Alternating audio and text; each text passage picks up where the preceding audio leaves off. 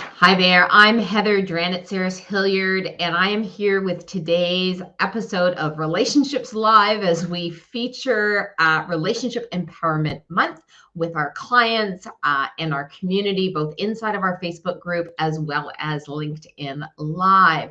Today's topic is all about the INFJ. For those of you who are familiar with the Myers-Briggs, and in Striving Styles language, our system, it's the visionary socializer personality style. We are hosting a Relationship Empowerment Month because we really understand the importance of relationships in all aspects of our lives. And so many of us and our clients, our colleagues, our family members struggle with their relationships and end up sort of going on autopilot and sort of putting up with whatever's going on in their relationship. And so we thought it would be a really great way to spend this month talking to all of you about the different relationship styles. There's 16 of them, and really getting into some of the insights and tips about how do you navigate your relationships with these individuals, and how do you, even if you're this particular style, as we go through each one of these sessions, how do you go into your relationships and negotiate and show up in a way that really allows you to stay powerful and in the driver's seat within these relationships. So 16 personality types is what we're covering off over the next couple of weeks here in February, and of course always connecting it up to our work around the Striving Styles, which is an evolution of the Myers-Briggs that incorporates brain science and emotional intelligence and the neuropsychology of relationships. So lots to cover off today. If you're here, if you're joining me live, love to hear from you. Let me know if you have any questions. I will be looking at responding them as we get to the end of the session, okay? So what's really important when we talk about relationship styles is just that understanding that no two are alike. And sometimes we can get a little bit like that, right? Thinking, well, this is the way I do relationships, so everyone should do relationships like that. Well, if you have in-laws or children or spouses or coworkers, bosses, you probably have pretty much figured out by now that that is not at all the case, right? And so what's really important is for us to understand what drives the behavior of each of these other relationship styles, each of these other individuals with their own relationship style based on their brain organization. What is it that drives their behavior in the relationship? And this is everything from, how do they bond with us, and how do they do romance, right? And how is that different from maybe how we do romance based on our style? And which are the ones that you're more likely to have successful relationships with, just again, because of some of those patterns and connections that go on. But we don't always get to choose who we're in a relationship with. I know that's definitely the case in my life when I think about clients and in-laws and all of those sorts of things. And so we really have to understand how to have a successful relationship with pretty much any style that's out there. And of course, as we go through these sessions, these live sessions over the next few weeks, you're going to get the benefit, as we talk about your particular style, you're going to get the benefit of how it is that you do relationships and what it is that you need to feel satisfied. Okay, so with that, let's dive into the INFJ, the introverted, intuitive, feeling, function, judging, preferenced individuals, again, using the Myers-Briggs code. Now, INFJs, what they strive for is to be honest and caring and supportive.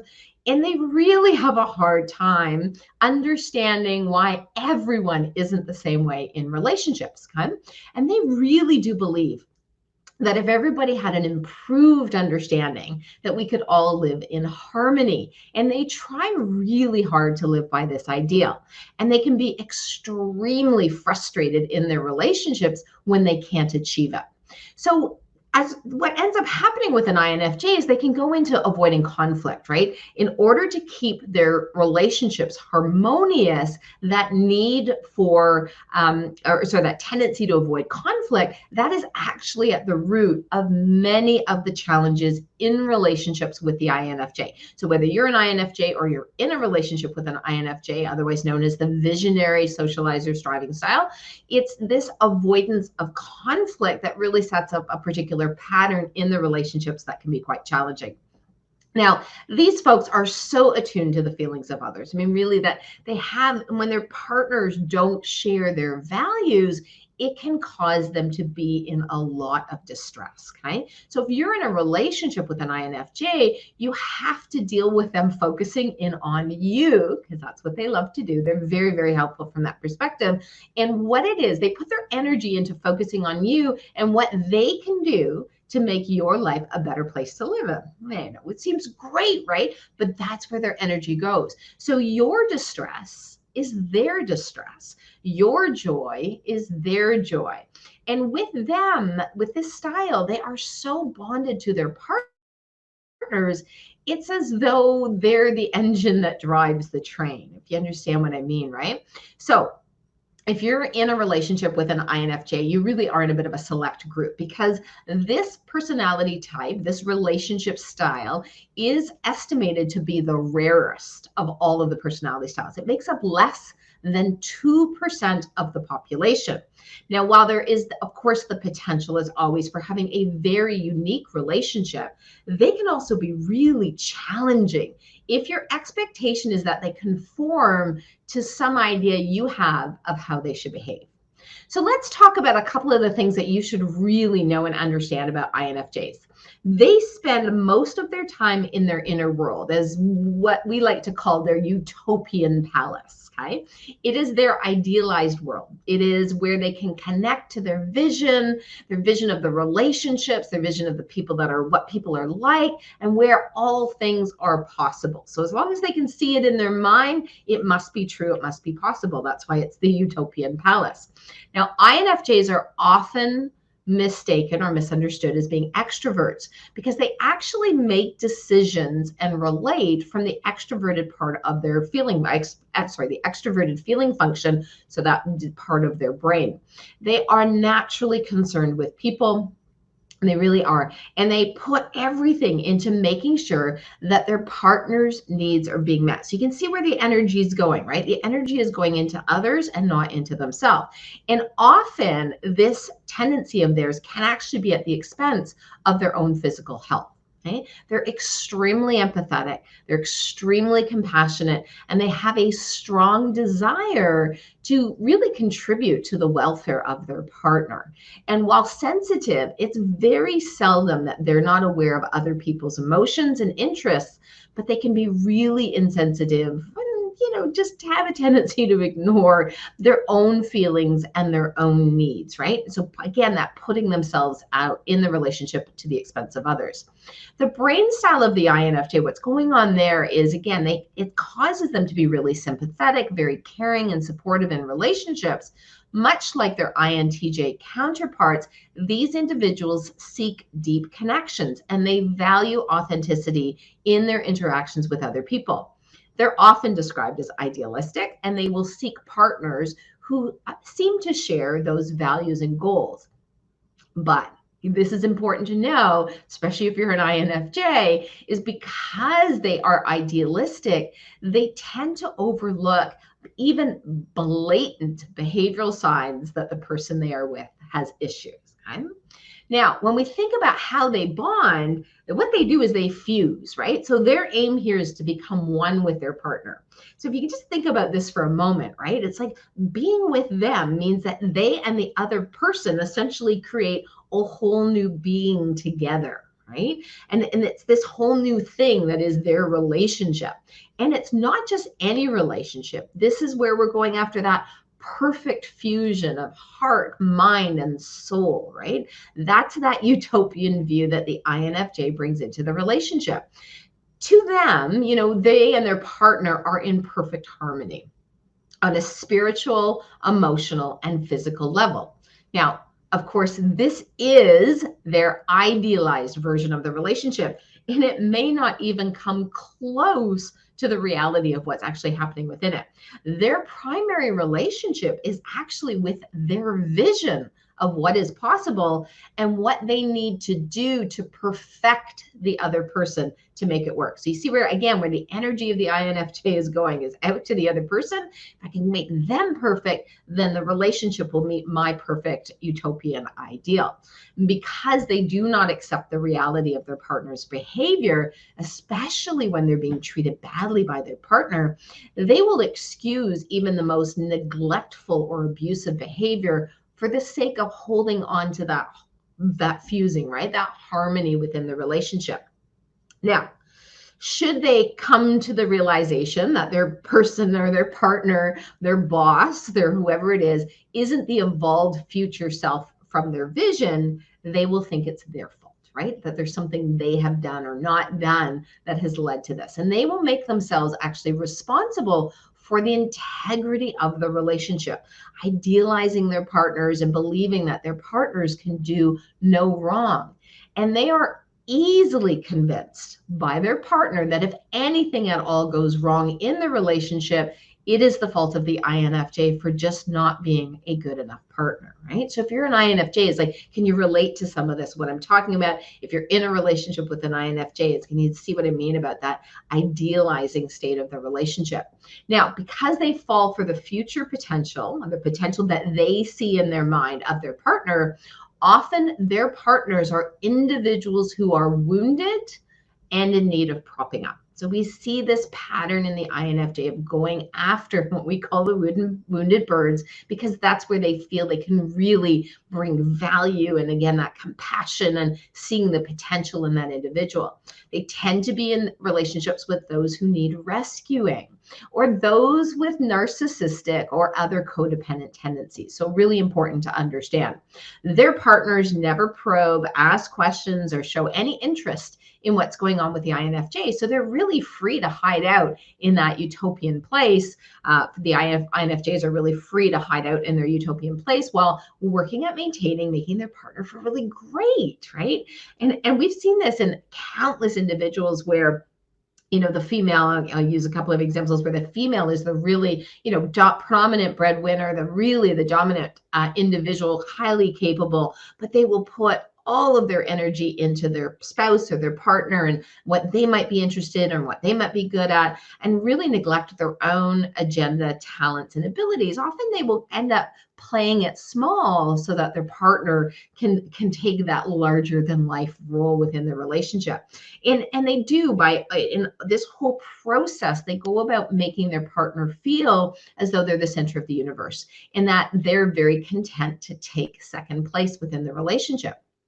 And it makes the focus then goes on to taking care of their partner, right? And when all of the energy is going there, then they're really free to indulge in that inner life of their utopian palace. And again, it's hiding out. This is where they go. They hide out in their mind there. And this avoidance strategy that they're using, that we're talking about here, really allows them to stay in their comfort zone. They never have to come out. They never have to own their gifts. They don't have to get credit or pay attention to themselves. They get to go and hide out and survive essentially their relationships by neglecting themselves and settling for being in the shadow of their partner. This plays out in the workplace as well, right? Where INFJs taking the second seat to a boss who isn't nearly as competent or capable as they are, you know, an INFJ mother or father who's putting all of their energy into the child and really hiding out, not holding expectations, and cultivating, you know, reality in that relationship. Because again, the relationship becomes its own entity, right? In the world of an INFJ.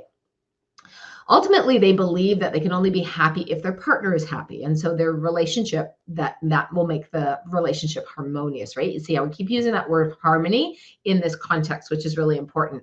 They become increasingly disconnected over time from their own needs. They will martyr themselves for the sake of the integrity of the relationships. We see them do this at work, right? Where they work harder than anyone else and take on everybody else's work and being oh so helpful to everyone, and, you know, really stepping in to say, oh, I know what you need and let me do it for you, and taking over in order to, again, hold on to that harmony in the relationship. After all, you know, when you think about it from this perspective, if the relationship can't be perfect, and if they aren't successful really at making their partner happy and and helping their partner to achieve their potential, then bottom line is it's not that ideal, perfect relationship that they're going after in their utopian mind. It's really how INFJs go about setting their relationships up to be safe, right? And that allows them, it's like by focusing in on that vision, on the vision for their relationship, they make sure, and all of their energy and effort goes into making sure that their partner is who they need them to be, right? And it can come crashing down, as you can well imagine, as we talk a little bit more about this style. Well, their developmental challenge is to own their talents and abilities. They are more likely to project their challenges onto others and help them instead of helping themselves. So you might hear them say to a friend, oh, I was thinking about you the other day and I bought you this great book on the imposter syndrome. I know how much you struggle with it. And meanwhile, it's actually them who doesn't believe they're good enough, and they work incredibly hard to gain approval and prove their worth, right? So again, that projecting out whatever they're feeling challenged about that isn't consistent with their utopian ideal or their vision for their world, and then they put it out on the other person. So this brings us to the first relationship challenge as we drill down into it. First relationship challenge their partner and others are going to have with an INFJ.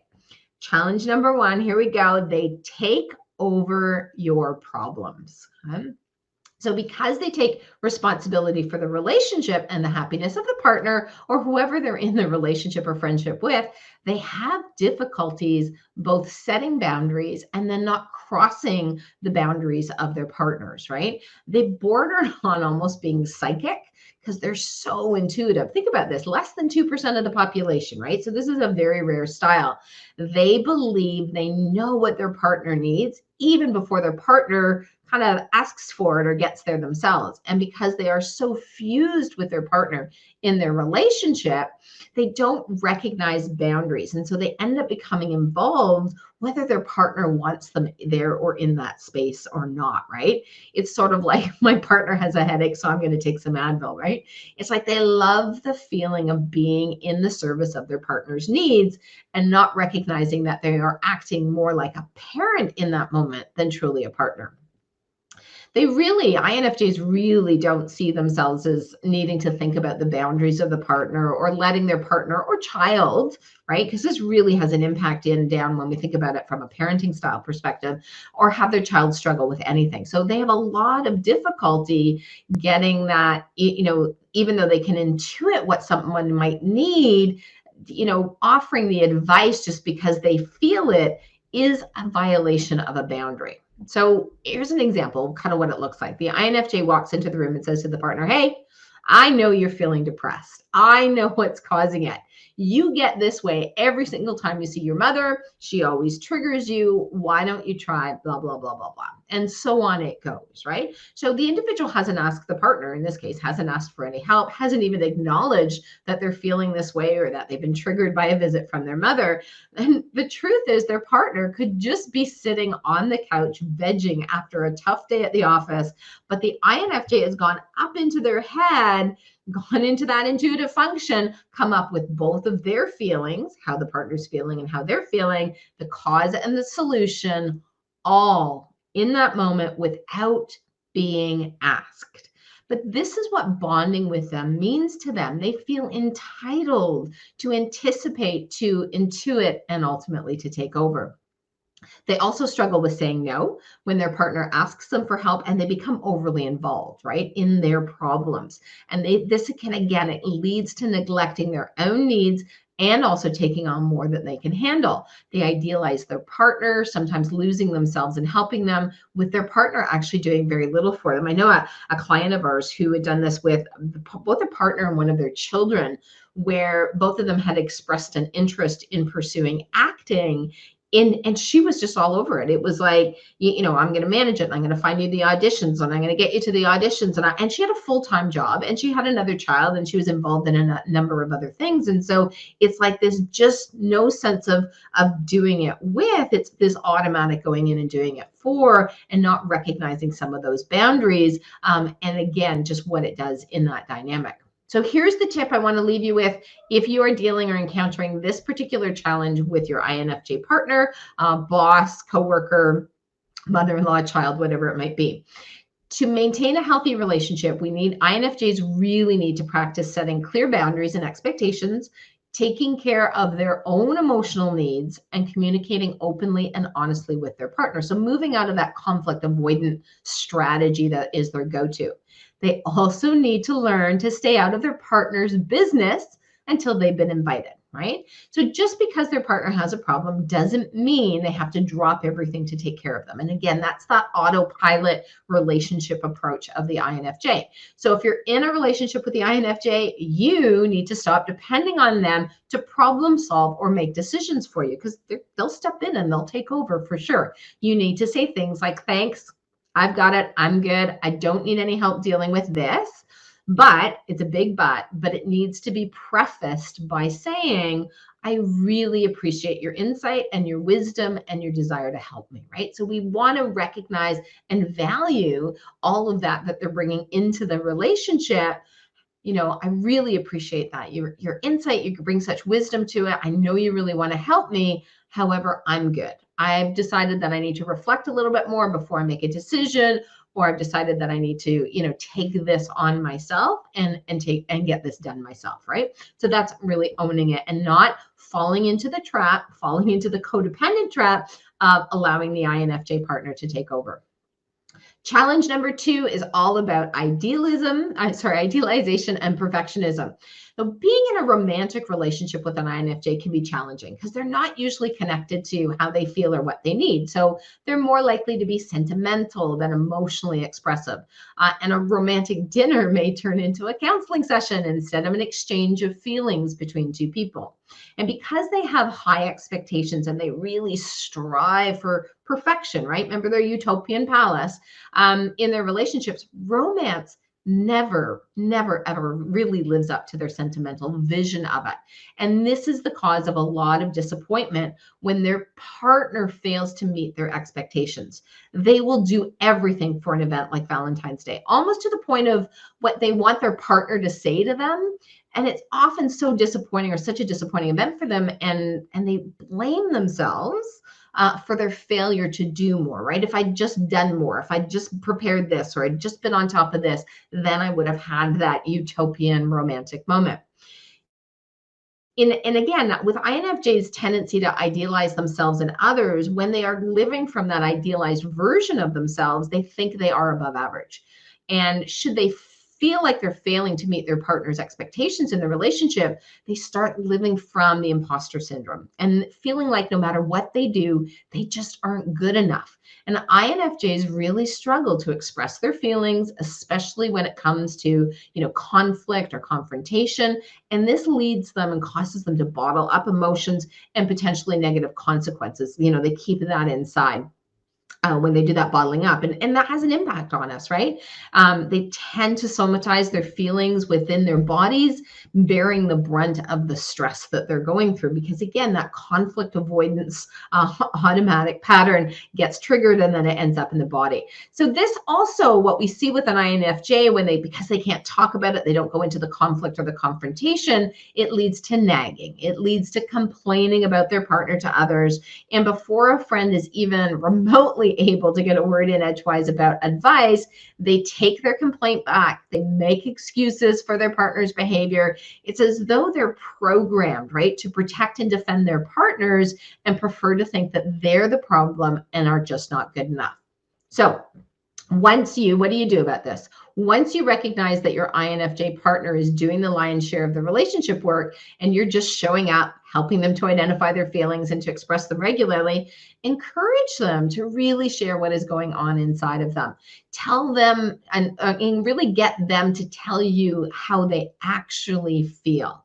And to develop, they have to stop making everything about you, their partner, right? They have to recognize it, what's going on with them, and they have to stop, or you have to stop basking in the glow of all of their attention, because again, they're always focused out on you, the other person. This is the primary cause of INFJs getting sick, and also the primary cause of INFJs leaving relationships. If you don't make space for them to come into, you don't insist that they share themselves, you might get the attention you want, but it will ultimately be at the expense of your INFJ partner. And once they start picking at your flaws as a way of getting you to pay more attention to them, it's time to stop taking and start giving in the relationship. Okay, on to challenge number 3. They misinterpret your behavior. Okay? It's important to understand that INFJs tend to personalize the comments and behaviors of others, and they're very, very sensitive to perceived criticism. You might say something like, I had a terrible night's sleep last night, and they may either think or say, I must have kept you up with my restlessness, or they will internalize it rather than reacting and to feel both responsible for your sleep and at the same time victimized for you being critical of the way they sleep. So this is what goes on in that really rich brain of theirs. Of course, in these situations, what they're doing is they're reacting to their story about the criticism because you were actually talking about yourself, right? You weren't talking about them, but that's what personalizing does. And because of the way they fuse and take responsibility for everything that goes on in the relationship, especially disharmony, difficult feelings their partner might be having, they're really vulnerable to manufacturing issues where there are none. So you might have noticed that, might have seen that, right? So what you want to do, the tip you want to really work from is to reinforce the boundary between your experience and them. When the INFJ is making your experience about them, make sure you stop and correct them. I was talking about my own experience. This was just me. This was not you, right? They need help to stop using themselves as the source of everything that goes wrong, right? It's like they, in some ways in that in utopian palace, it's like they're so powerful, right? And it's they act in their mind, the belief they hold as though they have the power to right every perceived wrong in your life just for the sake of harmony. And that's, again, when they go into that personalizing, it's really problematic for the relationship. Make sure you show them appreciation. So you're seeing a little bit of a theme here in some of the comments that I've been going. Often partners of INFJs, they just take them for granted because of their willingness to put themselves in the service of their partner or to make their partner the center of attention. And it takes them a long time to see that they aren't being appreciated. And you can easily take advantage of them, and they will make excuses for sure for why you're not pulling your weight in the relationship, just because it's so hard for them to accept the reality that you might be inclined to not pull your weight, right? So it's like it's gonna go and it's gonna go until it's not and gonna work anymore, right? So want to know more, want to find out more about the relationship style of the INFJ, check out our relationship reports for the visionary striving style or get our relationship toolkit for the INFJ. It includes an in-depth video training on all things INFJ, everything you absolutely need in order to strengthen your relationship as an INFJ or with an INFJ. These resources are all available at our website, nowfixyourrelationship.com. There is so much more. We've barely scratched the surface here in talking about the INFJ and their relationship style, and we're going to continue to do this every weekday pretty much until the end of February as we talk about each one of the 16 relationship styles. Live in our Facebook group, live on LinkedIn. You can catch it in either of those places. Make sure you join us tomorrow, same time, noon Eastern Standard Time. We are going to be talking about the ENFJ, so the socializer, that extroverted feeling type, and some of the tips on how to deal with the challenges that they produce in relationships in romance. Tons of resources for you. If you can't make it to any of our live episodes, don't worry. The recordings will be available. Again, access all of this information, including the schedule of upcoming live trainings on our website, nowfixyourrelationship.com. Thank you so much for joining me today, whether you're here live or on the replay. Again, as always, if you have any questions at all about your relationship style or the relationship styles of the people that you're in relationship with, pop us a comment either through LinkedIn or in our Facebook group. Thanks again for joining us today. We hope to see you again in the audience soon.